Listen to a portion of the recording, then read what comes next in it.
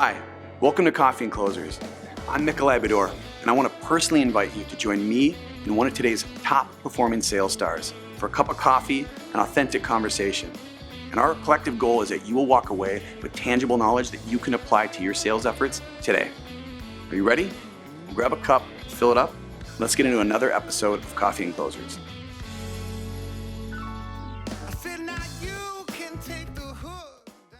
Closers, welcome to another episode of Coffee&Closers. For those of you that I have not met, I'm Nikolai Bedore. I'm the Chief Revenue Officer of Closers Media and your host on today's journey called Coffee&Closers. For those of you thinking, what does Closers Media even do? Well, we've developed a virtual sales system that's designed to help B2B sellers and founders how to create real relationships and then how to turn those new friends into paying customers over Zoom and over phone. That sounds interesting? Hit me up directly at mickle@closersmedia.com, or you can head over to our website and kind of begin the exploratory process there. All right, back to the show. So I am so excited to introduce today's guest to you guys. He's a legend, and I'm sure many of you already know him, but for those of you that don't, he doesn't just make prospecting look easy, he makes it look fun. Jason Bay is Chief Prospecting Officer over at Blissful Prospecting. Can't believe I did that. I love that name, Blissful Prospecting. Check him out. Sales, like myself, like many of you, is the only adult job we've had. The difference is Jason has sold in some of the hairiest environments ever, from door to door. He's sold in call centers. And today, he's teaching people how to master the cold outreach, how to have fun with it and really achieve results only he can teach. Please put your hands together, Closer community, for Mr. Jason Bay. What's going on, man? I'm excited to be here. Oh man, I've been waiting for this one. I can't tell you, if I had a nickel for how many people have told me in the community, if you got to have Jason Bay on the show, I'd have a decent amount of nickels. I'll tell you that right now. That's good. Maybe 95 cents, something like that. Yeah, maybe buy, maybe a Snickers bar. Get some Tootsie Rolls, There you go. Well, thanks for being on the show. I know the chat box, no doubt, it's lighting up right now. But for those of you that don't know you, would you mind kind of telling us? I love that this is your first adult job. I love that in your bio. But tell us a little bit about your sales story and a little bit about what's behind the hustle. Yeah, for sure. So the way that I got into sales is kind of interesting. When I was a senior in high school, I wanted to be a forensic scientist. So I watched a lot of CSIs you could imagine. And I was like, dude, it'd be kind of cool to fight crime, carry a gun around, kick down doors, analyze the evidence, put the bad guys in jail. Yeah. And I went to a small college in Oregon called Southern Oregon University. And I took a forensic science class. I got to shadow someone. I was like, wow, this person does one part of that job and they sit in the lab all day. And there's two of them in the entire state of Oregon. So I was like, I got to find a different career. And someone came into my classroom and talked about, hey, work for this company, College Works Painting, run a house painting business, make $10,000 over the summer. I was like, okay, cool. Sign me up. And fast forward to that spring and summer, I didn't know that I was going to be going door to door, to sell this stuff. So I'm going door to door in my small hometown of Brookings, Oregon, 5,000 people. And I was just I was so scared, man, to go door to door. I was very shy. I'm introverted. And the only thing I'd done door to door was selling candy bars to make money for our basketball team. You know what I mean? So the thought of going door to door and talking to people that I know, getting rejected was just very frightening. I ended up getting a couple of my friends to come out with me, and we just we killed it, dude. We got 120 people to sign up over a weekend. I did really well that year. I made $27,000 for school, over that summer. So I was like, dude, I love sales. You know what I mean? So that was my first sales experience. The sales part, the marketing part was a little tough, the door to door, but the sales part came pretty natural to me, actually. And then I spent 3 years with them as a sales manager after that. I spent 3 years starting an outbound call center for them with 20 reps and a call center manager. And that brings us up to around 2013, 2014, I left to consult and do my own thing. And that's sort of how we got into Blissful Prospecting. Was all the consulting work I was doing, I noticed that everyone seemed to know that they needed to do more prospecting and everyone kind of hated doing it, so I've been on a mission to really help people, with a framework to make it repeatable and a way to be a little bit more human and make it a little bit more fun and remove the suck from prospecting at the same time. Dude, I love this. Okay, I have some questions that I was asked to ask you. Like, this is just my, questions. There are a lot of people that want to know some stuff from you. But you said something very interesting, and for our listeners who tune in each and every month, you said something introverted. We have Mhm. had some folks, James Carberry, if you know him from Sweet Fish, and some I other was just cats on. listening to his interview on your podcast, actually. Yeah. Oh, right on. Yeah. So I didn't know that, and I just find that fascinating because blissful prospecting, like people loathe prospecting Mhm. because they got to reach out to new people. But as an introvert, which I did not know until right now, how did you find joy in prospecting as an introvert? And just for the rest of us, how do you find joy in something that most people can't stand? Yeah, I mean, it's a good question. I think introversion is really misunderstood, actually. Okay. A lot of introversion and extroversion, it's a scale, right? People are usually a combination kind of both, but really introversion and extroversion has to do with how you re-energize. So it doesn't mean that because I'm introverted, I don't like socializing. It just means that when I want to re-energize, I don't want to be around a bunch of people. I want to be by myself. Gotcha. Or around my wife, kind of thing. Whereas an extrovert, what they might find energizing at the end of the week is to go out with a bunch of their friends and go out and celebrate and like do that kind of thing. So for me, having a conversation, like connecting with someone, and then getting them to potentially see a different perspective that they didn't have, or to get them to buy something from me, and like to do that willingly is like an extremely rewarding experience to be able to influence someone like that and to educate them. So I get a lot of joy out of it. It's my favorite thing to do in the world. In terms of like the prospecting piece, I think that if you approach prospecting not with like I need to get something from this person, where a lot of people, if you ask them, well, what's the purpose of making a cold call? They'll say to get a meeting. I'm like, well, not necessarily. I mean, what do you need to do to get a meeting? You need to have a conversation with the person. So why don't you make that the mission, starting a conversation with someone, and think about, well, how do I start conversations with people? I probably wouldn't approach you, Nicolay, if we were out in public and just start talking about myself the entire time about how awesome I am, right? I probably wouldn't like approach you like that in a networking event. But what I might do is, hey, my name's Jason. First time here? How'd you hear about the event? I would ask you questions and I would talk about you. So why don't you just take that same approach with prospecting? I mean, I think that people, because it's a sales activity, we put our sales hats on. That's an actual expression, right? And we feel like we have to be something that is not human when we prospect. When it's really like if you make it about them and starting a conversation about them, you actually do a little bit of research. It can be pretty fun actually, Yeah. if you approach it that way, because most people respond pretty well to that. You're gonna have the occasional 1 out of 10 people just not like you because you're cold calling them, Mhm. right? But when people can tell that you've put in effort, like, dude, they understand that prospecting is like a hard job. I mean, like think about the biggest fear that people have is like public speaking, right? I would put cold calling like up there too. Like going door to door or cold calling over the phone is a very frightening experience for most Yes. people because you put yourself in this position where someone could reject you, and like that doesn't feel good. And the goal is to not make rejection feel good. It's probably not going to ever feel good. It's to just reframe the purpose of why you're actually doing it and what you're trying to accomplish in the first place. Well, so I mean, safe to say, right? Like so I've always been on the conversion side of things. So I have been a prospector, and we have a system right now that we've developed that makes me comfortable prospecting because it wasn't. Do you know what I mean? Yeah. I was a key account director for most years, so I had a set of list of clients, and my whole job was to earn their. A lot of times was put out five. You know what I mean? Like it was basically to take territories that I had to flip, but like hadn't seen revenue in like 5 years, and people hated us because I worked for these big Yeah. tech companies. I love being a startup because no one's hurting you, so you've only up to go, right?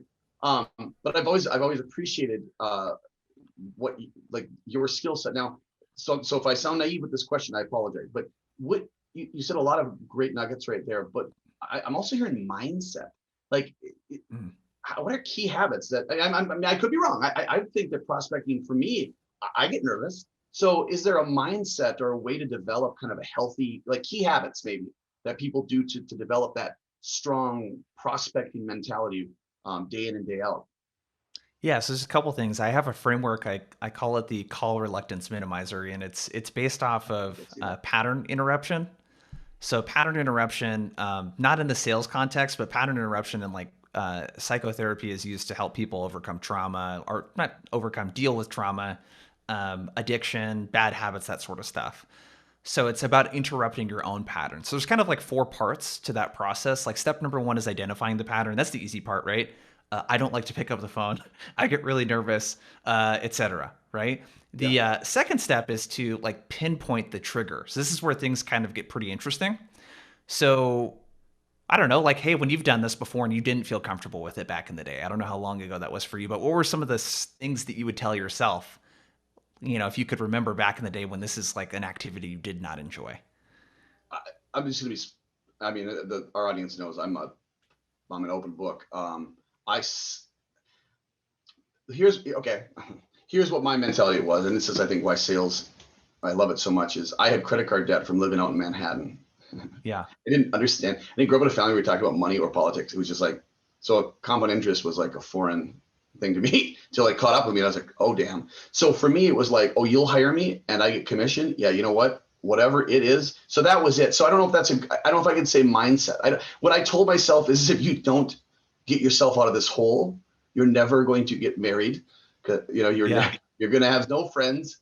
I mean, so it was almost like self-deprecating, like, get your butt in gear. And what I would do is I would put my credit card bill in my cubicle and I would just stare at it all day long. So I don't know if that answers your question, but that's why I'm genuinely curious about how to talk yourself into, all right, pick up this phone, Yeah. go. Because I've never. Yeah. So that's really interesting. I mean, you have like a pretty big why, right? And I've experienced twice in my life you racking up $30,000 in credit card debt before I was married. So I hear you on that, dude. So most people, what I hear is when they're afraid to make these calls, when they feel reluctance, it's a combination of two things. It's they don't feel good about what they're going to say, so they have no idea how they're going to approach it, which we can talk about. The second thing is they tell themselves like that, stuff like this. Well, why would I call Bob when he's 20 years my senior and I'm 25 years old, just fresh out of college? Like, why would he listen to me? Oh, Debbie, she's been a CEO for 20 years. Like, what could I possibly tell her that she doesn't already know about her business? Yeah. Or I get people they're probably just going to be a jerk and hang up on me. So people tell themselves all of these kind of things, right? This is what I hear when I do trainings in front of groups of 2 people, and I've done trainings in front of groups of 150 reps. Wow. Companies big and small that you would recognize, and they all say the same thing, man. There's all of this like reluctance because of fear of rejection, essentially.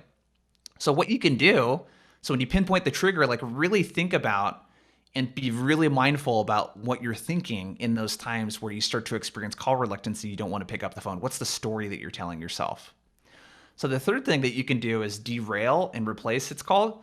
So what you can start doing is instead of fighting the fear that you have, so oftentimes, depending on how old you are, for men, what we got in sports growing up playing football was don't be a P word, right?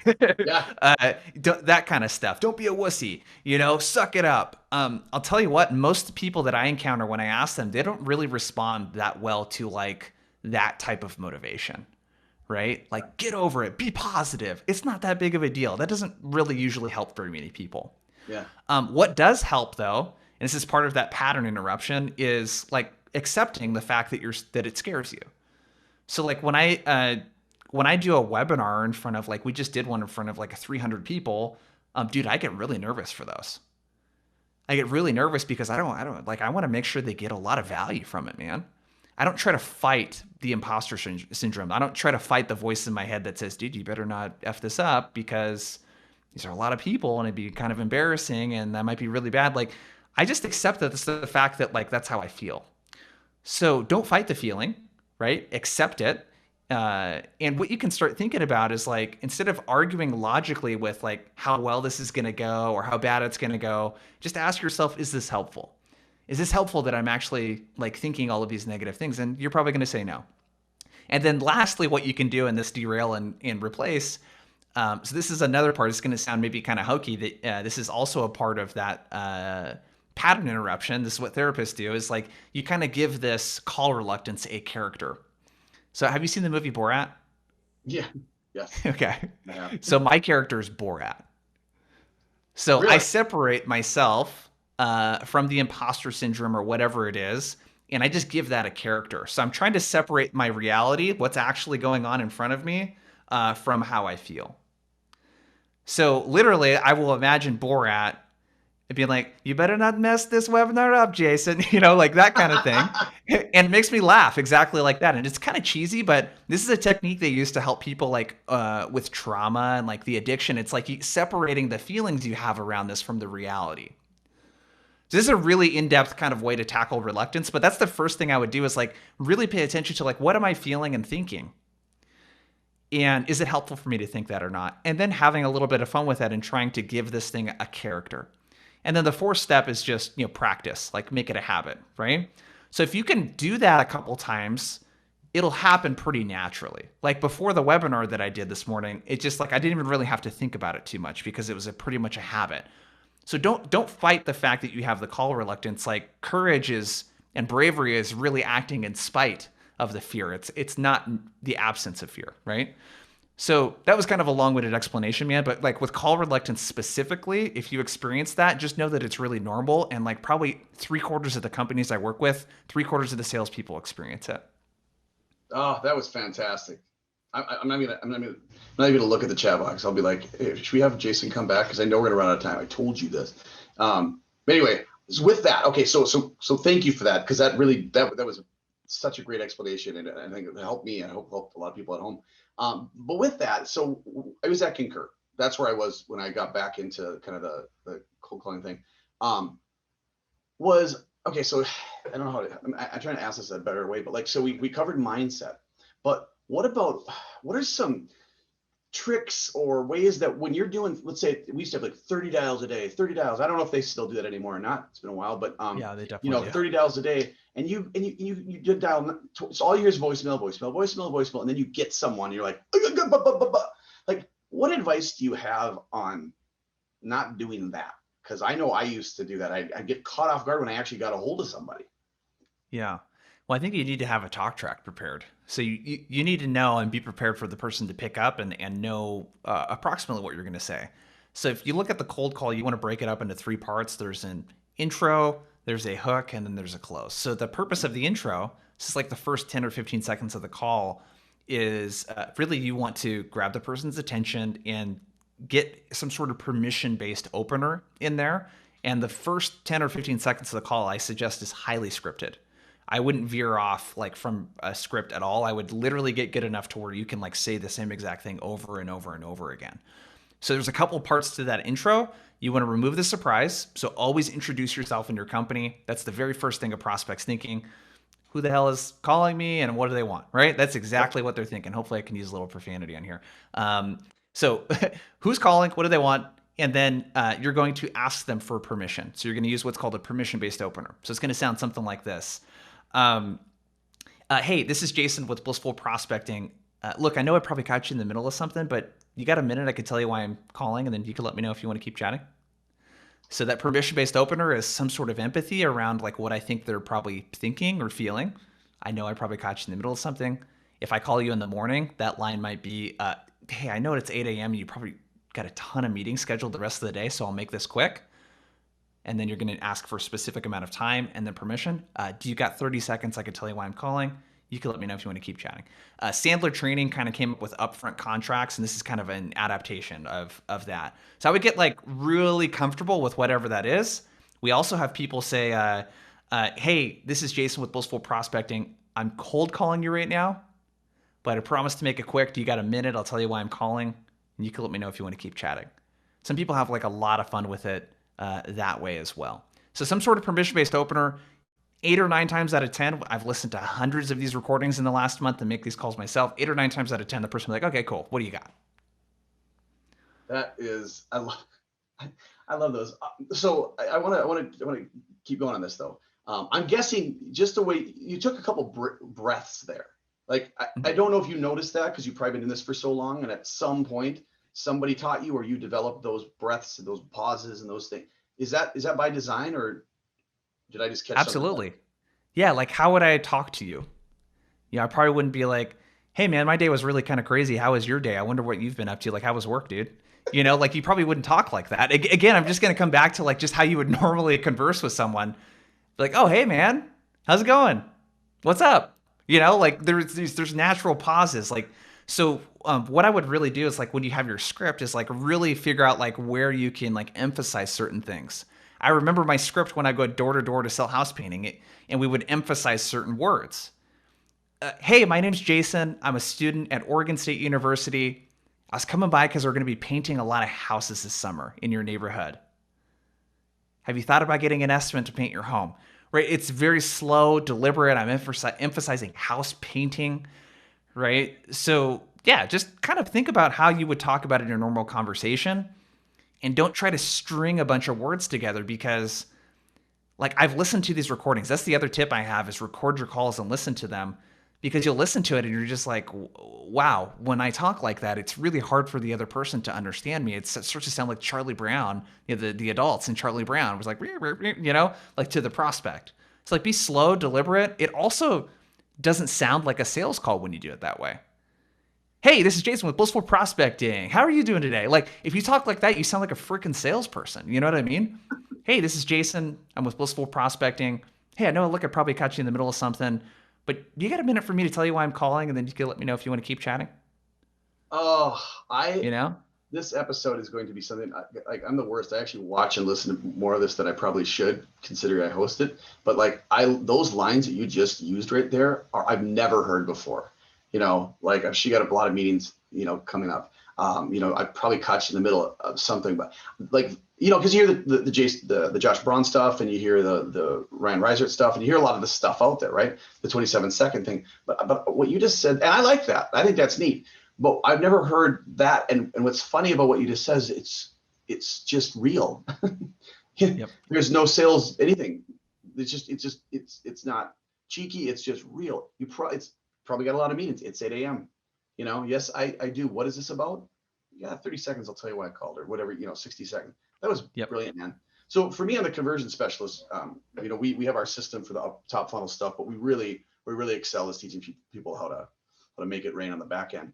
And that's partially because that's what I did my whole life. So just like you had a system, but the things that I really picked up, you just said is kind of setting that up front, you know, being real up front, you know, for my deal is I want to get all the ugly, hard stuff up front, right? Because by the time I get engaged, generally people are aware, they've done their research, they have uninterest, they have unneed at what variant at what level, we'll find that out. But all those kind of things would say, you know, let me set the table and how the next 30 minutes are going to go. And then at the end, kind of a Sandler-esque, we do a Sandler-esque version too, but just to make sure that these are the things that you might be concerned about. We get cost and investment up front so that people can have a chance to really think on it, you know, and we have a chance to defend it. We talk ranges, right? And when you prospecting, I've never heard somebody in a conversation like we just had do what you do that way. So if you guys are listening at home, I hope you took some notes there because we're recording this so I can listen to it again and write those down. Those are going to be my new prospecting intros. So thank you for that. Those are fantastic. Yeah. And this quick, like the psychology is give the person their autonomy, allow them to opt in to the experience. Give them a Yeah, choice. Most people just try to steamroll. As soon as they get someone that's like, oh, got someone on the phone, dude. You know, and then it's like I got to dump all this stuff on them. When you should do the exact opposite. You should actually slow down when you get someone over the phone and allow them to engage. yeah. No, that's such a joy to listen to you do what you do, man. You're so good at it. So being the receiver of, especially when I was in the key account stuff, I got a chance to work with some of the best BDs, BDRs in Mhm. existence, in my opinion. Like they're great. I'm guessing, I could be wrong, but I'm guessing that you probably coach people in that scenario where right now they're a BDR, so they don't get a chance to convert. They don't get a chance to have that qualification, bring it to close. What is advice you have for people right now that are listening that are in that pass off or handoff role on how to really get who are comped and metric on quality appointments that the AE is going to then close, right? What advice do you have on almost guaranteeing that every meeting that you pass on is going to get you bonus? Yeah, so this is a really great question. So the way that I grade someone's ability, part of it is like how, like the percentage of qualified opportunities that you set up for your AE. So Just so you know, the best companies that I've seen do this, 90% of the meetings the BDR set up for the AEs turn into qualified opportunities. What, So that's 90? kind of What do you say a it was? 90? 90%. So nine Damn. out of every 10 meetings they set up turn into or sorry, not turn into an opportunity, are accepted. A sales accepted lead, right? They are qualified enough to move to the next stage in the CRM. That may be opportunity for some people, maybe demo for some people, whatever it is.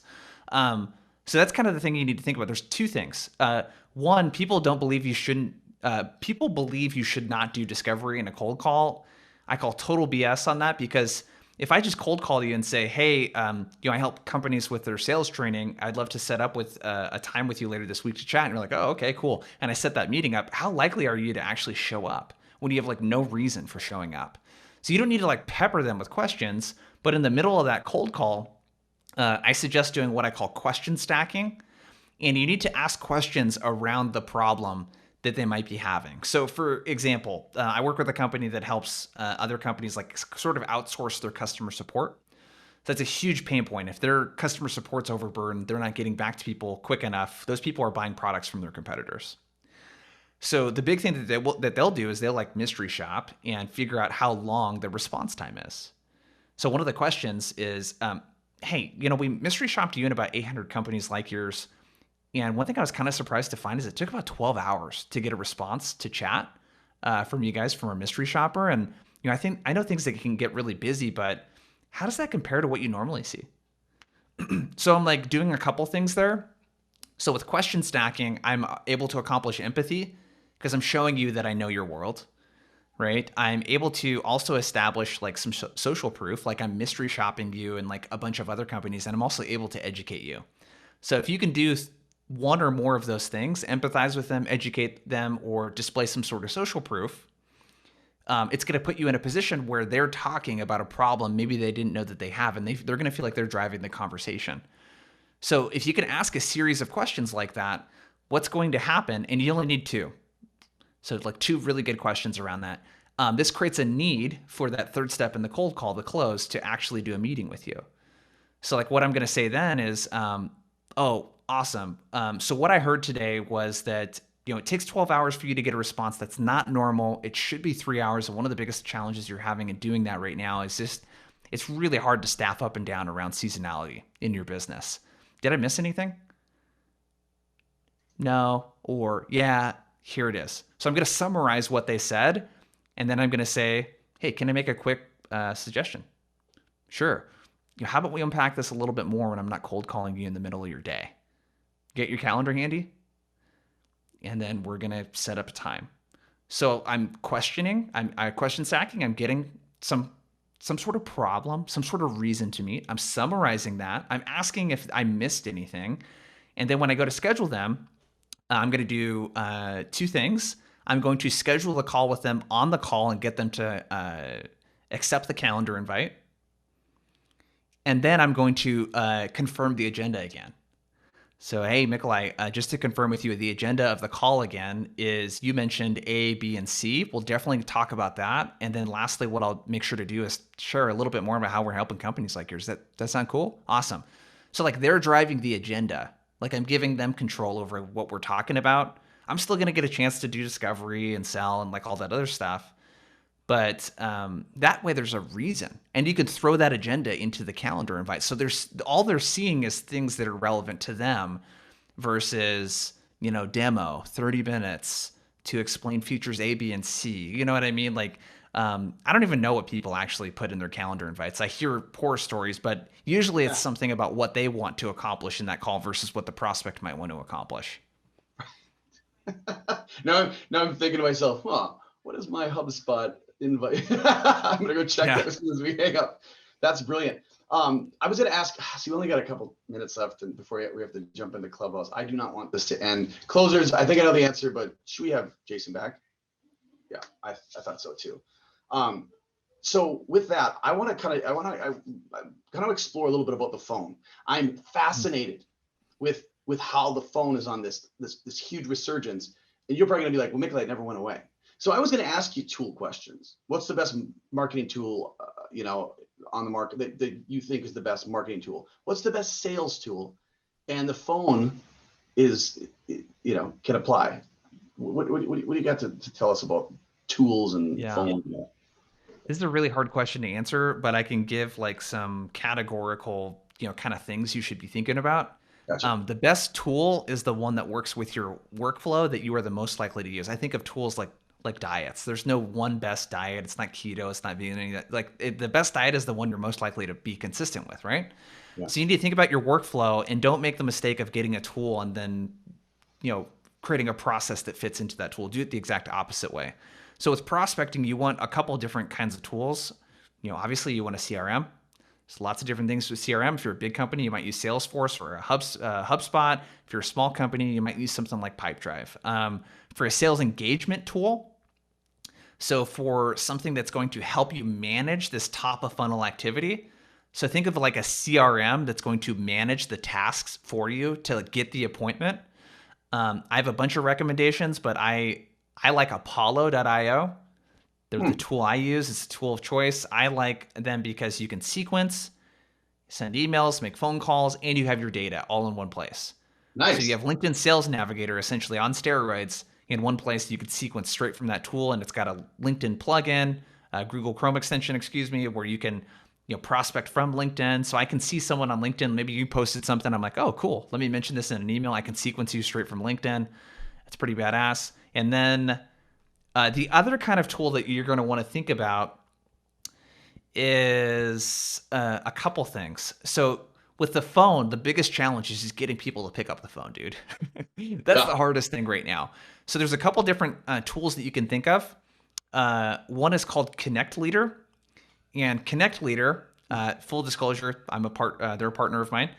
So Connect Leader, what it's going to do is what's called agent-assisted dialing or parallel dialing. So what that means is that you can sit on the phone for an hour on a Zoom call like this, and they'll have agents dialing through your list for you, 4 or 5 people. And then when they get someone on, they'll warm transfer it to you. So imagine sitting for an hour instead of using your cell phone like this and dialing or point and click on your computer. Right. You literally have people dialing for you, and then they will warm transfer. Imagine having 6 to 10 conversations in an hour. That's a way different ball game than like doing 30 calls through this thing and getting 1 or 2 people maybe and just leaving a ton of voicemails. So the goal there is not to leave voicemails, nothing like that. It's just to get the activity and the volume up. So they can do agent-assisted dialing. The other thing that they can do too is more of like a power dial. So you can put your list into there and it'll dial through the list for you, and you won't have to do so much clicking and pointing and that sort of thing. The other thing that I am exploring right now, Ryan Research. So it's Ryan. Yeah. You mentioned his name at the top of the episode, actually. So Ryan Research has got his system he calls buckets, right? Well, he's actually got a service, and there's a bunch of other companies that have services like this where they'll have a team of people dial through your list. And what they'll do is they'll say, hey, the 100 people you have on the list, here's the 30 people that, because we called everyone 5 times, here are the 30 people that actually picked up during that time, and here are the 70 people that didn't. So like when you go to call, he records, and I definitely recommend you guys check out Ryan Research stuff.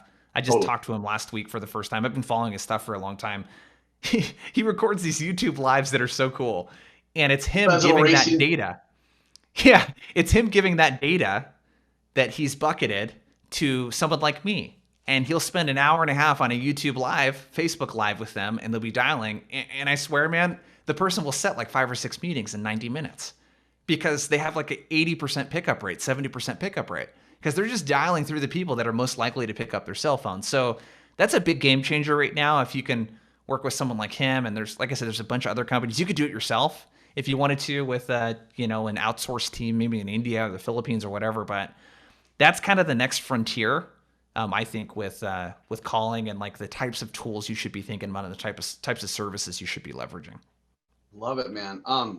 Last but not least, and I was going to ask it, almost package it together because I think they go hand in hand, but I could be wrong. Is how many times should we follow up? Something that we coach on a lot is doing all the kind of just removing all the roadblocks at the beginning, right? Doing all that hard work and asking the hard questions in a good way, in a way that people feel comfortable. And the reason why you do it is because you're saying, listen, I don't want to take you down a road and get all excited if we're not going to be able to pull budget from the IT department.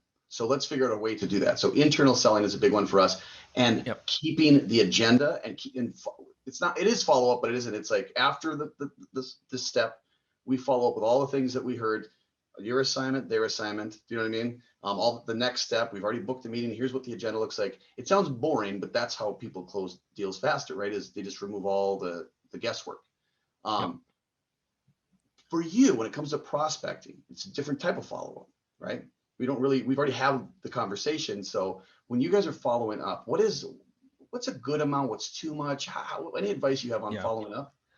So I have a framework for this called KISS. It stands for Keep It Simple Sequencing, because people overcomplicate this a bunch. Yeah. So you're going to follow this same pattern for 3 weeks. So on day 1 of your sequence, you're going to do what's called a triple touch. Tony Hughes called it combo prospecting. I've heard it called triple threat, whatever you want to call it. Mm-hmm. So day 1, let's say, is on a Tuesday, today.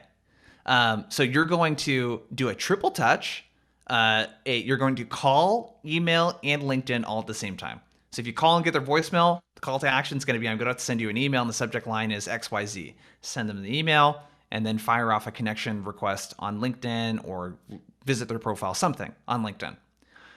Day 3 of the sequence, so if you did that on a Tuesday, you do this on a Thursday, you're going to call them. Voicemail is optional this time. You're going to send a follow-up email replying to the previous email, and it's going to say, any thoughts? That's it. You're going to follow that same pattern every week for 3 weeks. So week 1 is going to be focused around one core, problem, right? Maybe for me, week 1, the email is about how sales teams struggle to get the reps to want to pick up the phone, and they're dealing with call reluctance. Week 2 might be on low email response rates. Week 3 might be motivation. I'm going to pick 3 different topics each of those 3 weeks, and before you know it, that's your 12 to 15 touches, which every sales engagement tool is going to tell you it takes 12 to 15 touches to get a hold of people. It's multi-channel, right? It's email and phone. LinkedIn's also optional, but you at least want to do LinkedIn and phone. And you've got that spread out over 3 weeks. So that's your 12 to 15 touches. Follow that same pattern for 3 weeks, and you're good to go. Amazing. And you guys, you know what time it is. Unfortunately, I went right to the buzzer with this one. Usually you have a nice little closing question, but we don't have time. And that was so much value and so much gold. I can't even keep it together right now. We got to have you. I'm just executive decision, man. We got to have you back. Would you join us again sometime? Sure, absolutely, man. Yeah. This has been awesome. Closers, I told you so, right? This is amazing. Light up the chat box, over the next, couple seconds here, and just show Jason some love. He really did us a solid by bestowing his brilliance on us, and we really appreciate it, man. Speaking of, we have a big closers community. How can we support you? Yeah, so I actually put together a PDF for you guys. So we didn't talk about cold email today, but we have a framework called Reply Method. So if you're sending cold emails and you're like, dude, it takes me like 100 cold emails to get a meeting, and my reply rates are really low, and no one opens up my emails, I think you'll really like the guide. But it's free. It's at blissfulprospecting.com/coffee. And it's just a little one-pager cheat sheet for your emails there. You could do that. Our website's blissfulprospecting.com. So we work with individuals and teams to help them with their prospecting. And then I post content every day on LinkedIn too, every weekday, prospecting content. So any one of those places is a good place to connect with me. Right on. Closers, you heard that. I'll see if I can get Ellie to throw in a couple links. If not, you heard it right here. And we're going to be talking about this in the clubhouse in a second here. So if you guys are joining us live, make sure that you check us out.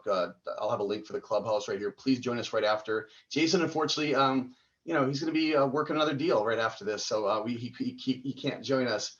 But next time, my brother, and the next time we have you back, you guys, you don't know this, but in the pre-call, we both play guitar. So if you guys think it's a good idea and you're okay with it, maybe we should talk email prospecting, and we'll kind of take a few breaks here and we'll jam. Does that sound good? Yeah. Well, Jason, my brother, thank you so much for this. For all our new listeners, shameless plug, make sure to visit us at closersmedia.com to learn more about how we help founders like you, bring down 7 figures within the first 4 months of our program. Thank you again, everybody. Closers, we'll see you in the clubhouse. Jason, I am now officially your biggest fan. So thanks for joining us, brother. Appreciate it, man. All right. Cheers. All right. So what do we think? What'd you learn? Well, if you like that, check out coffeeclosers.com for upcoming episodes, recordings, and more. And don't forget to check out our sponsors. Each one has been hand-selected. They're best in class. Until next time, we'll see you at the next Coffee and Closers. Cheers. Come on, live a life we love. Gotta live, I said live a life we love.